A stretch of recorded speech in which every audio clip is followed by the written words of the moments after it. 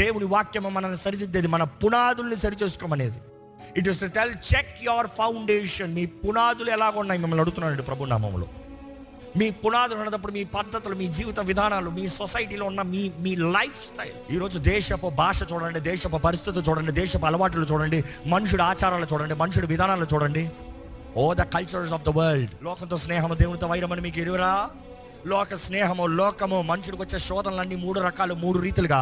మొదటి శోధన ఎక్కడి నుండి వస్తుందంటే, మొదటిది లోకము నీ మనసులోకి, రెండోది శరీరము నీ శరీరం పైన, మూడోది ఆత్మ, దురాత్మ నీ ఆత్మని దాడి చేసుకుంటూ నీ ఆత్మని దొంగిలించాలని ఆశపడుతున్నాడు. దేవుని వాక్యం విని అంగీకరించని వారు, దేవుని వాక్యం విని దాని ప్రకారం జీవించని వారు, దేవుని వాక్యం విని దాన్ని అంగీకరించడం అంటే not believing it. Okay, feel good message, but lifestyle, జీవిత విధానం మారకపోతే అపవాదితో పాటు నిత్య అగ్ని.